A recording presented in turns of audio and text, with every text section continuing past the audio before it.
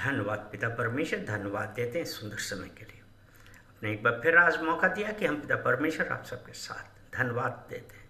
सारा आदर महिमा हम आपको देते हैं, इस फेलोशिप को आपको कमिट करते हैं यीशु मसीह के नाम से, आमीन। परमेश्वर अच्छा है।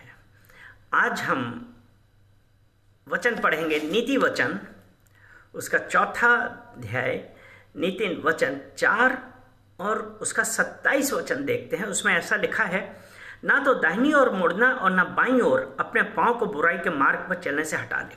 और उससे पहले सोलोमन ने अपने बेटे को क्या इंस्ट्रक्शन दिए थे, उसने क्या कहा था। इसका 26 वचन देखते हैं। इसमें लिखा, अपने पांव रखने के लिए मार्ग को समथर कर और तेरे सब मार्ग ठीक रहें। इंग्लिश वाली बाइबल में यह लिखा है, ponder the path of your feet and let all your ways B established. यानी कि सबसे बड़ी बात यहां से क्या उसने कहा, उसने कहा कि जो तुम्हारा आगे का जो प्लान है उसके ऊपर थिंक ओवर, सोचो, विचारो कि तुम पहले ही से कि क्या करना है। और उसके बाद जब उसने कहा कि जब हमने अपने मार्ग को स्थिर कर लिया है तो अब हमारा क्या काम है, उसने कहा ना तो दाहिनी ओर मुड़ना ना बाईं ओर, ना तो दाहिनी ओर ना बाईं ओर, अगर परमेश्वर के द्वारा नियत किया गया है। और देयर इज अ पर्पस, आपका एक पर्पस है, दैट इज वाई। मेरे प्रिय लोग, आपका एक पर्पस है कि आपने जो अपना मार्ग स्थिर किया, अब आपको उसमें चलना है। और जब आपने, वचन कहता है ना, commit all your ways unto the Lord, अपने लिखा है ना कि तू अपनी समझ का सहारा ना लेना, वरन संपूर्ण मन से यहोवा पर भरोसा रखना। उसने कहा अपनी समझ का सहारा ना लेना, तो commit all your ways unto the Lord and he will guide you. तो इसलिए आपका जो भी है, आपने एस्टेब्लिश किया, जो भी सोचा है, कमिटेड परमेश्वर को दीजिए, परमेश्वर आपको रास्ता दिखाएगा। इसलिए जब उसने कहा ना कि अब जो है ना कि तेरे ना तो दाहिनी ओर मुड़ना ना बाईं ओर मुड़ना, यानी कि हम लोग एक पर्पस के लोग होने चाहिए। We should be the people of purpose.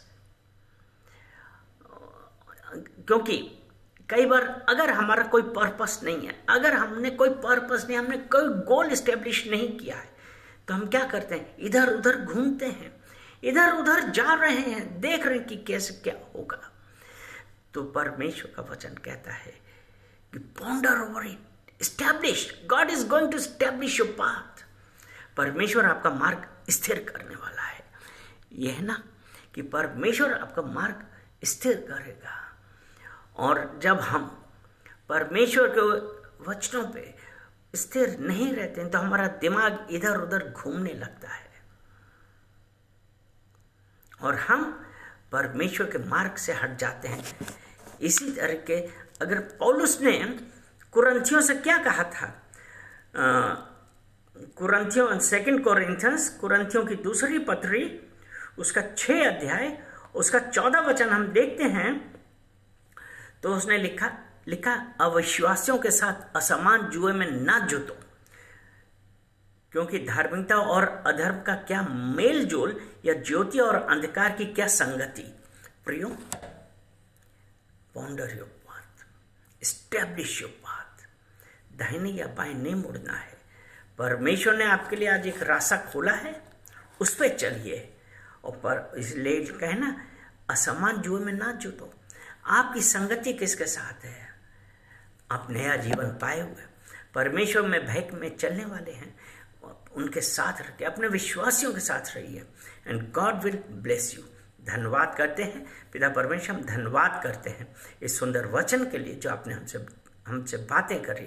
पिता परमेश्वर, प्रत्येक जन को मैं आपको कमिट करता हूँ। पिता परमेश्वर, establish their ways in you, Yeshu Masih के नाम से, आमेन, आमेन, आमेन।